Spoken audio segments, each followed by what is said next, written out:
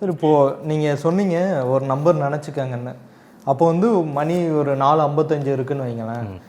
இப்போ எனக்கு 5 மணி ஆனால் வேற கேள்வி வந்துருமா? வேற கேள்வி வராது. நீங்கள் அந்த கேள்வியை தாண்ட மாட்டீங்கல்ல.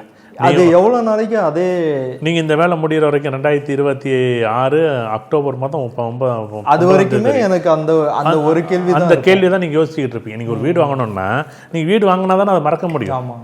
இப்போ நீங்கள் வருமானத்தை பற்றி கேட்டீங்க, வருமானம் நல்லா தானே இருக்குன்னு நான் சொல்லிவிட்டேன்ல.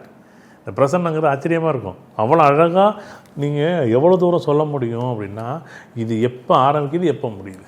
இது பெரிய நீங்கள் இப்போ ஜாதகத்தை வச்சு சொல்கிறது ஈஸி. இப்போ வந்து ஒரு டேட்டா பர்த் கொடுத்தாரு, ஒரு டைம் கொடுத்தாங்க, ஒரு இது நல்லா இருக்குது நல்லா இல்லை நம்ம சொல்கிறோம் விஷயம் வேறு. டேட்டா பர்த்து கிடையாது, டைம் கிடையாது, எந்த ஊர்னு கிடையாது, ஆனா பெண்ணா கிடையாது, வயசு கிடையாது. ஆனால் ஜாதகம் சொல்லணும்.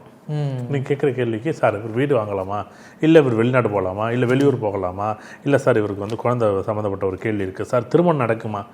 நீங்கள் இப்போ ரேண்டமாக இன்னொரு ஜாதகம் போடுவோம். இப்போ ஒரு உதாரணமாக யாரோ ஒருத்தர் நீங்கள் அவர் மனசூல் நினச்சிக்கிட்டுங்க, நான் ஒரு ஜாதகம் போட்டிருக்கேன், அவர் திருமணத்தை பற்றி கேள்வி அப்படின்னா பொதுவாகவே திடீர்னு கல்யாணம் நடக்கும். இப்போ ஒரு பிரசன்னமாக போட்டோன்னா நீங்கள் யாரோ ஒருத்தர் நினச்சிருந்தீங்கன்னா திடீர் திருமணமாக இருக்கும். ஆமாங்க, திடீர் திருமணமாக இருக்கும். இல்லை காதல் திருமணமாக இருக்குமா, திருமணமாக இருக்கும். இல்லை படித்த பொண்ணு தெரிஞ்ச பொண்ணாக இருக்குமா, தெரிஞ்ச பொண்ணாக இருக்கும். இல்லைங்க சொந்தக்கார பொண்ணு தான் கல்யாணம். நீங்கள் இன்னும் அதான் சொல்லணும். அடுத்த தடவை வரும்போது 10 பேர் கேள்வி 10 பேர் லைவ்லேயே உட்கார வச்சு கேட்கலாம். இது நேரிலேயே கேட்கலாம். இது வந்து இது வந்து டிஸ்பிளேவிலே நம்ம டிஜிட்டல் போர்டிலே காமிக்க முடியுமா, காமிக்க முடியும். இது ஜோதிடம் தெரிஞ்சிருந்துச்சுன்னு வச்சுங்களேன், இது சும்மா ஒரு 2 நிமிஷத்துக்குள்ளே இதை தெரிஞ்சுக்கலாமான்னு தெரிஞ்சுக்கலாம். இதில் வந்து பெரிய மாயமந்திரமெல்லாம் ஒன்றுமே கிடையாது. என்னென்னா ஒரே நேரத்தில் 4 பேர் வரும்போதும் பிரசன்னம் பார்க்க முடியுமா, பிரசன்னம் பார்க்க முடியும். கேள்வி தெளிவாக எழுதணும் ஃபஸ்ட்டு. முதல்ல கேள்வி எழுதாமல் பிரசன்னமே போடக்கூடாது. அந்த கேள்வி எனக்கு கிடையாது, உங்களுக்காக.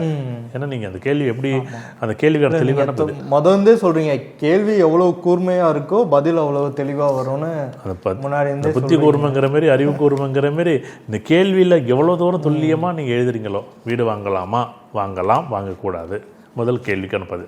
வீடு வாங்கலான்னு வந்துட்டுன்னா அடுத்தது என்ன கேள்வின்னா, எந்த திசையில் வாங்கலாம், பழைய வீடா புது வீடா, அந்த வீடு வந்து ஊர்லேயா பக்கத்து ஊர்லையா, இல்லை சொந்த ஊர்லையா, இப்படி கட்டலாமா, இல்லை புது வீடாக வாங்கிக்கலாமா, இல்லை அப்பார்ட்மெண்ட் மாதிரி வாங்கிக்கலாமா. வாங்கவே கூடாதுன்னா எவ்வளோ நாள் வாங்கக்கூடாது.